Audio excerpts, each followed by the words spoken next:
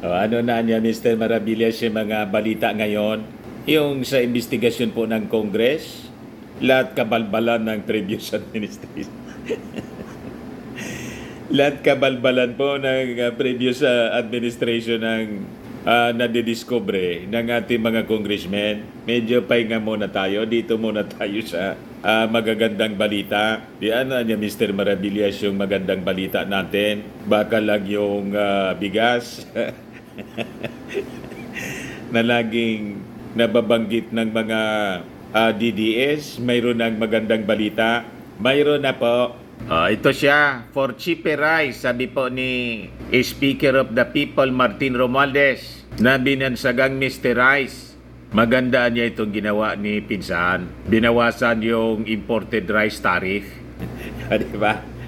For the meantime po na inaayos natin yung ating agrikultura, at least dito sa mga imported rice, bawasan natin yung tariff. Binawasan ng ating Pangulong Bongbong Marcos. Ito pa, sabi rito sa balita, government intends to bring rice price down to 28 pesos per kilo for the poor. Ay, kita niya, Mr. Maravillas, di ba ang aspiration ng ating Pangulong Bongbong Marcos 20 pesos? Medyo matagal-tagal pa yon. Kailangan maayos muna yung ating agrikultura. 2 years pa lang po yung ating Pangulo. Relax muna. Tama? So, unahin muna natin ito na tungkol sa tariff.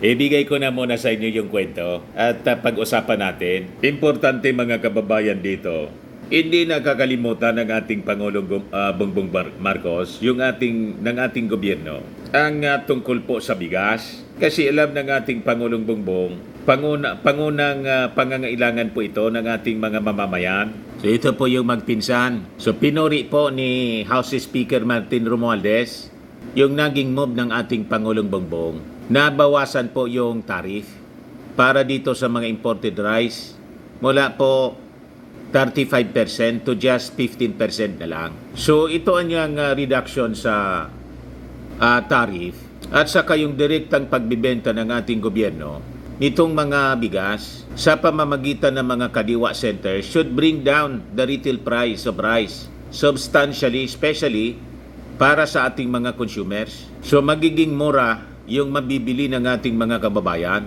So sabi po ni Martin, ito ang niyang efforts to reduce rice prices is consistent with the Marcos administration's goal of making the staple food available and affordable. Hindi po nakakalimutan ng ating Pangulong Bongbong ang kanyang sinabi na gusto niya maging abot kaya as low as 20 pesos pagdating ng oras. Hindi pa po ngayon.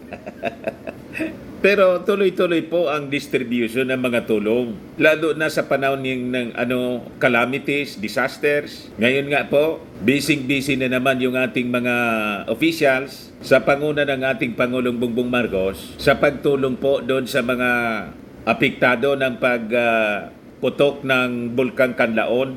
Yan po yung nagputok na Bulkang Kanlaon. Ito po yung mensahe ng ating Pangulong Bongbong Marcos. Mga kababayan, kasulukuyang nakakaranas ng pag-aalboroto ang Canlaon Volcano sa Negros. Itinaas na natin ang Alert Level 2 upang masiguro ang kaligtasan ng lahat. Sa kasalukuyan, may 170 pamilya o 796 na katao ang naapektuhan. Agad naman natin sila inilikas sa mga evacuation center. Patuloy ang ating mga ahensya tulad ng PhilBox, NDRMC, ng DSWD sa kanilang masusing pagsusubay at pagbibigay ng suporta. Namigay na tayo ng mga sleeping kits sa La Castellana at may 13,000 family food packs na ang nakasyon sa Negros Island at may karagdag 1,000 food packs at iba pang non-food items na paparating. Naka-standby din ang ating mga air asset para sa mas mabilis na pagresponde. Tinitiyak ko na ang ating pamahalaan ay handa at patuloy na nagbibigay ng suporta hanggang makabalik ng ligtas ang lahat sa kanilang mga tahanan. Ako rin ay nananawagan sa lahat, lalo na sa mga nakatira malapit sa lugar, na maging mapagmatsyag at iwasan ang 4-kilometer radius permanent danger zone. Mangyaring sumunod sa mga payo at tagubilin mula sa mga lokal na otoridad. Maraming salamat at ingat po tayong lahat. Yan po yung mensahe ng ating Pangulong Bongbong Marcos as published ng Philippine Star. Magkikita ninyo, hands-on ang ating Pangulo. Immediately, nagpadala kaagad mga kababayan yung ating gobyerno ng tulong, ayuda para doon sa mga affected families. Siyempre kasama si Pinsang Martin Romualdez. O di ba, mga kababayan? Tandem po ang dalawa sa paglilingkod sa ating mga mamamayang Filipino. Sabi po dyan, Romualdez facilitates 40 million in aid to Canlaon eruption victims. Romualdez announced that he has coordinated with the Department of Social Welfare and Development at sa Department of Labor and Employment, DOLE, to allocate 20 million pesos each under the ayuda para sa kapos, ang kita program or AKAP, at saka sa tulong panganap buhay sa ating disadvantaged, displaced workers, TUPAD respectively. Ngayon lang nangyari ito mga kababayan. Both the executive and the legislative nagtutulungan po, aktibo sa pag-aayuda sa ating mga kababayan. Hindi lang sa panahon ng disaster. Alam naman po ninyo yung mga ginagawa all throughout the country na serbisyo fair. Pero lalo na po dito sa may panahon tayong tulad nito, pagputok ng Canlaon Volcano. So sabi diyan, the affected residents in the 1st District of Negros Oriental represented by Representative Jocelyn Lim Cauchung, in the 4th District of Negros Occidental represented by Congressman Juliet Ferrer will each receive 10 million pesos for the AKAP and 10 million pesos din para sa TUPAD intended to help residents whose livelihood and employment have been disrupted nitong pagputok ng bulkan. Moreover, Romualdez has allocated a total of 4 million worth of food packs with 2 million designated for each district. 2 million pesos designated for each district from his disaster assistance fund. So galing din ito sa kanya, address to immediate needs nitong mga apektadong residente. So sabi po ni Martin, yung directive niya ng ating Pangulong Bongbong Marcos ay malinaw. We must act swiftly, dapat mabilis niya, and decisively to provide relief to those affected by this natural disaster niya. Hands-on po, matik na.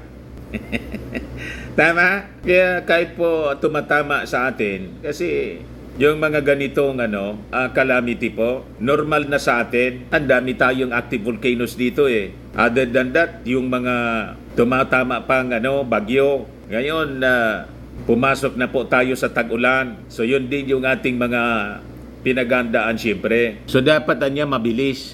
Sabi sa utos ng ating Pangulong Bongbong, these funds will provide much needed support to affected residents in Negros Oriental and Negros Occidental, ensuring they have the resources to cope with the disruptions caused by the eruption of Canlaon Volcano, sabi po ni Martin. Pero po kahit ganon, may balance po siya sa trabaho. Yung kanyang legislative agenda po, yung trabaho sa Kongreso, hindi man niya po pinapabayaan. And in fact, mga kababayan, with the change ng leadership sa Senado, may close coordination na ngayon, both the Congress at yung Senado mga kababayan. Ito ngayon ang balita. House, Senate start mending fences, sets up coordination. Ayan po si Martin Romualdez. So hopefully mga kababayan, with Chis Escudero bilang Senate President, magiging maayos na po ang coordination, pagtutulungan ng both sa Congress. Hindi yung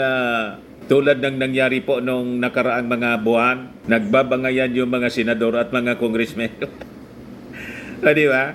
Dahil sa issue po ng Chacha, ngayon mag-uusap na po sila. Kasi yung intention man lang po ng Congress, wala man po sa politika. It is all about economic amendments po. Ginawan lang ng mga kwento ng mga anti-Chacha.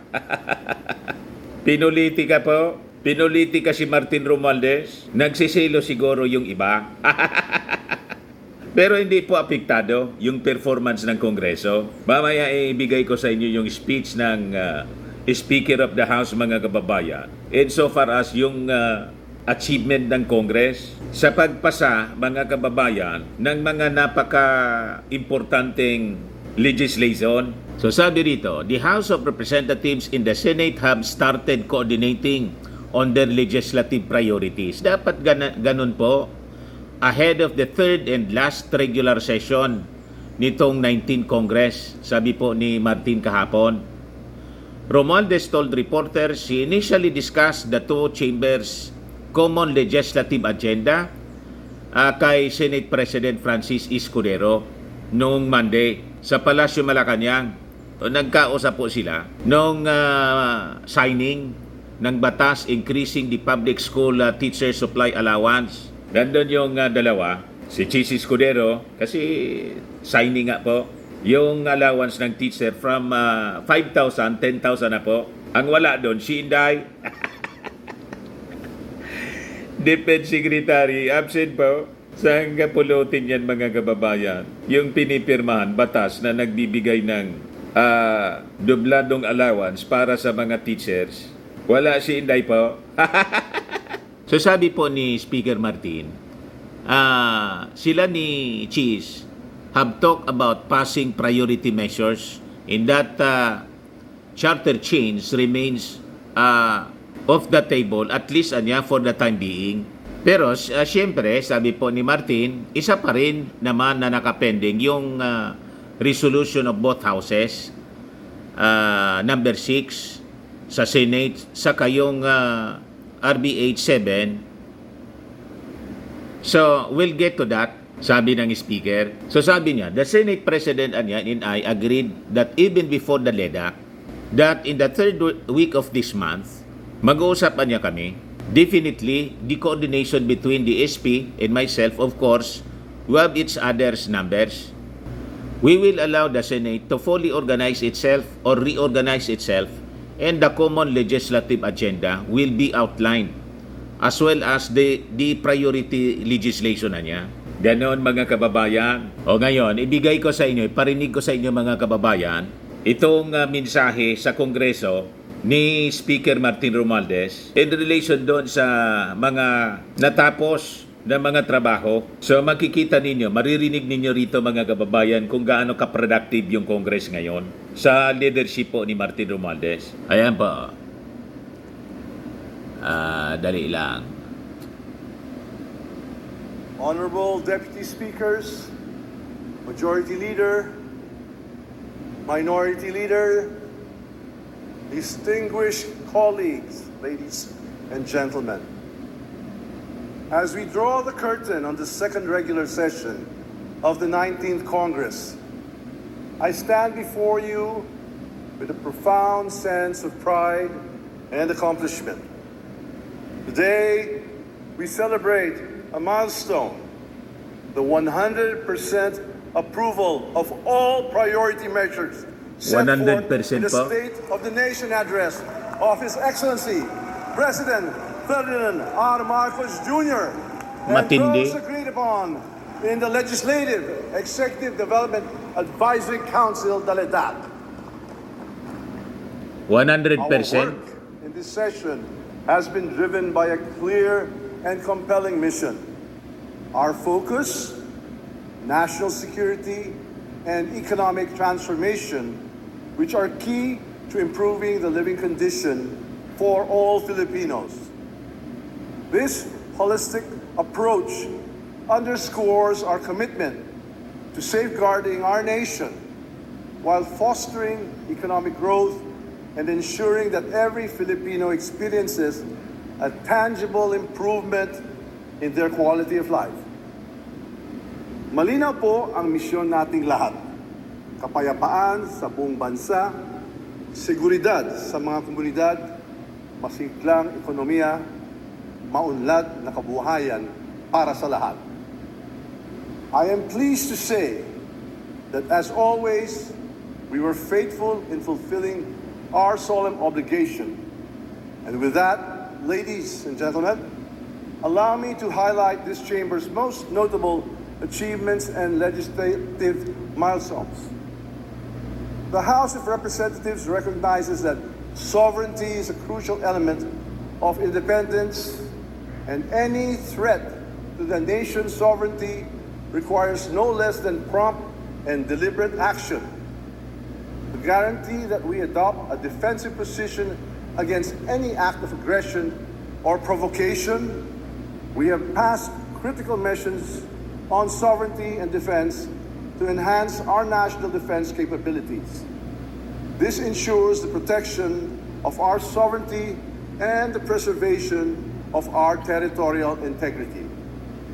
Our efforts include bolstering our nation's military capabilities and enhancing our diplomatic strategies to secure our interests in the region. As a result, we have approved on third and final reading and now on the Bicameral Conference Committee, House Bill number 9713, or the Philippines Self-Reliant Defense Posture Program Act.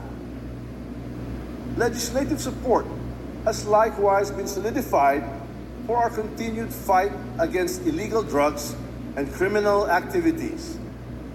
By focusing on community-based treatment, rehabilitation, and integration, we approved House Bill number 8327, or the PNP Organizational Reform Act. Another equally crucial matter that requires our ongoing effort is the economic stability and growth of the nation. To sustain our impressive economic growth, we have enacted fiscal measures and created a stable economic environment conducive to long-term prosperity by ensuring improved revenue collections and prudent spending.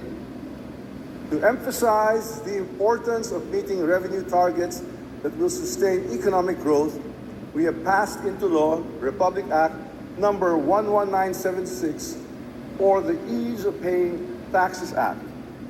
With this enactment, processes have been digitized, taxpayer registration has been streamlined, and tax base has been expanded, leading to a 17% rise in revenue collections this year.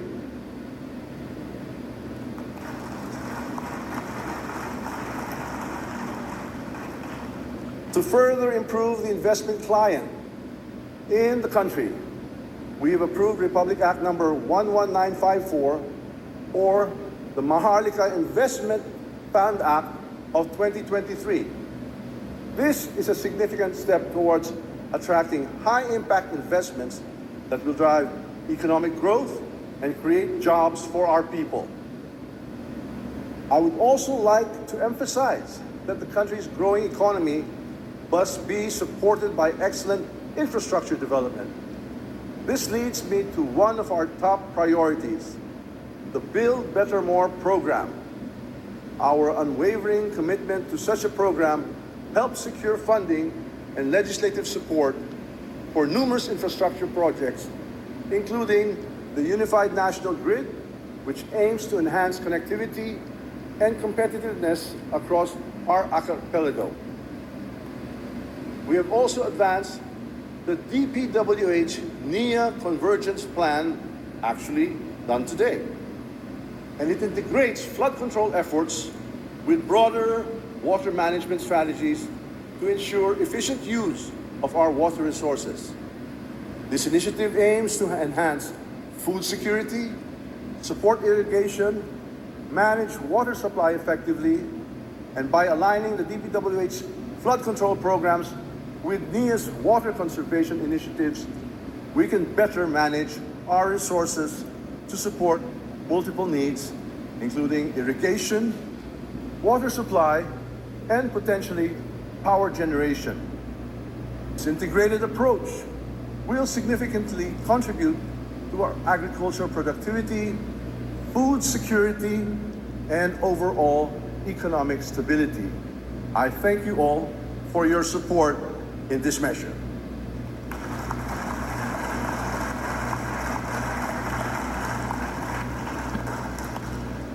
On housing, legislative actions have been taken to ensure the provision of over 1 million affordable housing units, giving every Filipino the opportunity to own a home and improve their living conditions. The overwhelming passage of House Bill number 10172, the National Housing Authority Act, further demonstrates this chamber's strong desire to serve the underprivileged, homeless, and low-income households.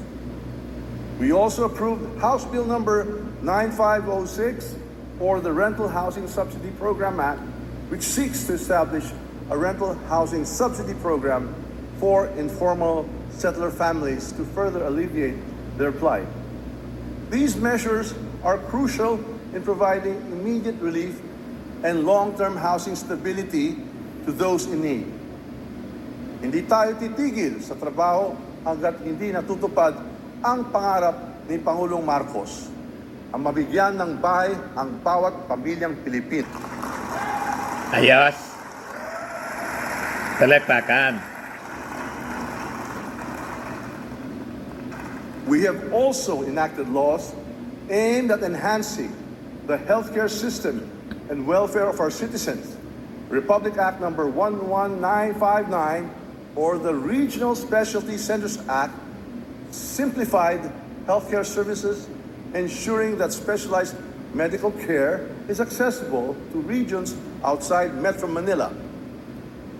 Republic Act number 11965, or the Caregivers Welfare Act, provides necessary protections and benefits to caregivers, recognizing their invaluable contribution to our society.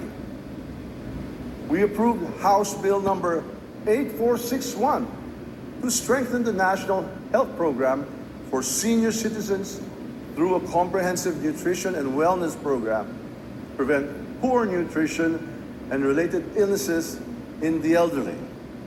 And House Bill number 7447 to strengthen local health boards by ensuring the representation of barangay health workers, whom we continue to recognize as essential frontliners in health promotion and advocacy.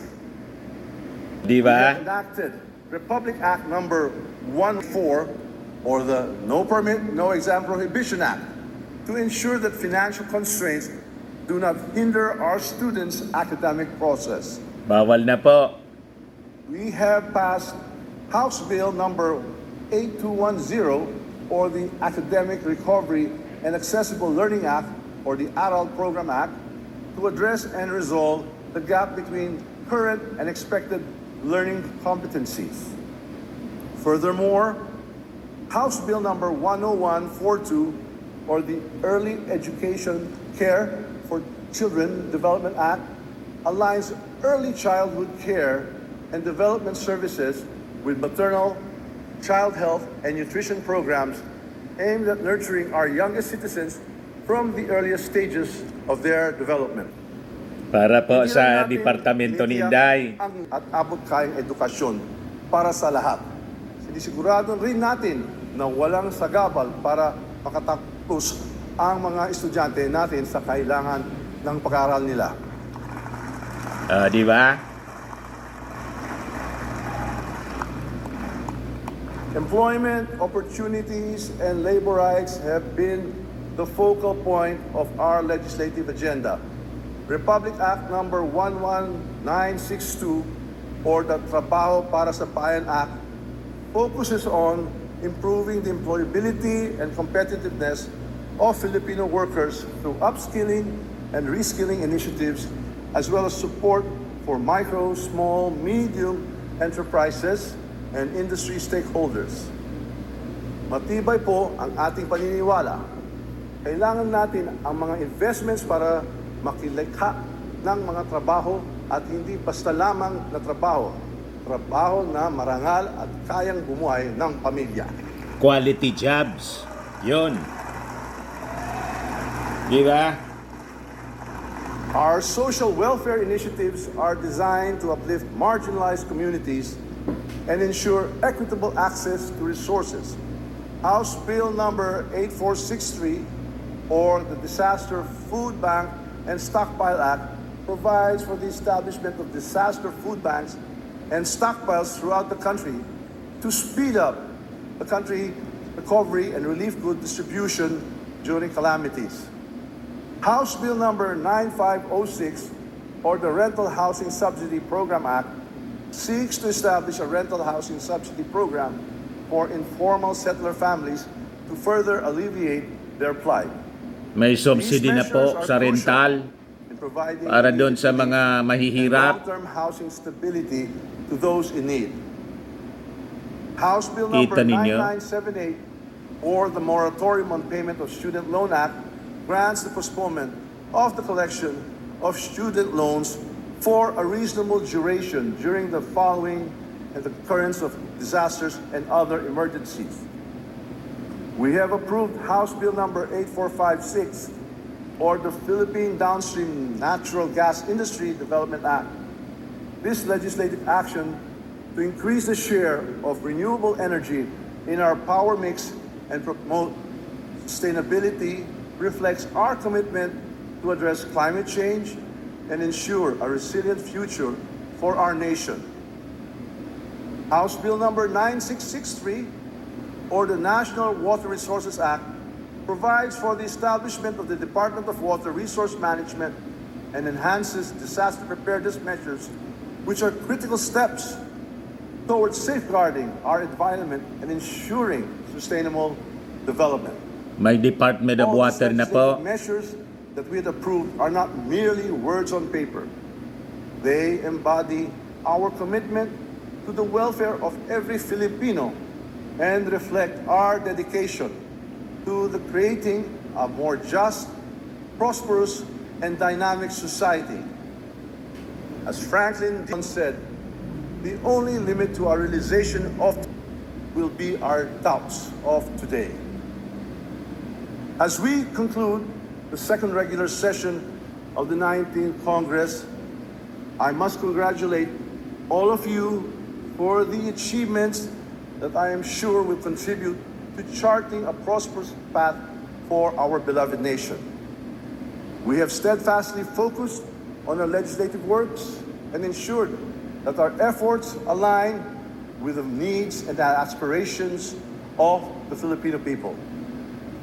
Let us carry with us the understanding that our work is not just a responsibility, but a noble privilege, chance to uplift our fellow Filipinos, leave a lasting imprint on our society, and pave the way for a more prosperous tomorrow.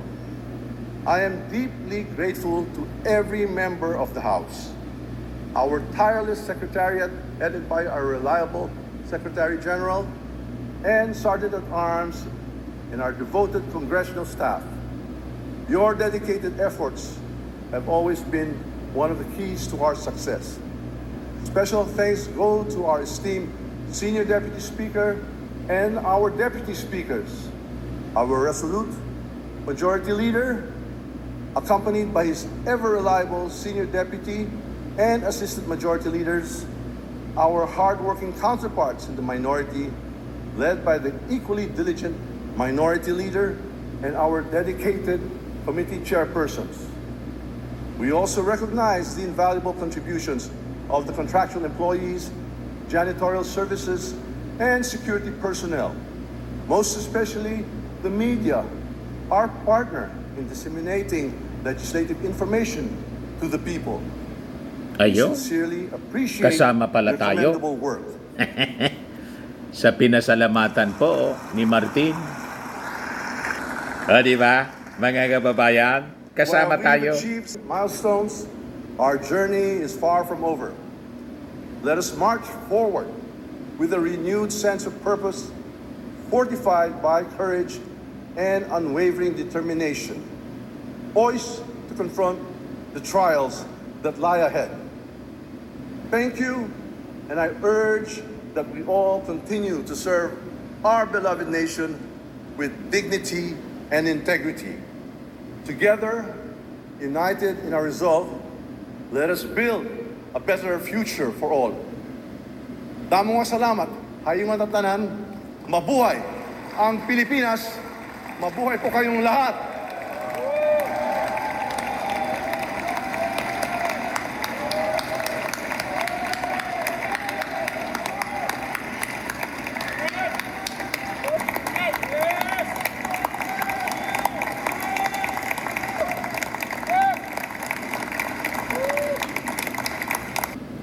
qualified mga kababayan na successor ng ating Pangulo. BBM. BBM. Napakasipag po. Kita ninyo, 100% na naipasa nila yung mga legislative agenda po ng ating Pangulo para mabilis na maipatupad yung mga programa para sa bagong Pilipinas. Yan ang leader po. Magaling na leader ng Congress, mga kababayan. Siya lang ang ganyan kagaling at kaaktibo na leader ng Kongreso po. Ayan man lang po, mga kababayan. Ako po si Dante Maravillas. Bye-bye po. God bless.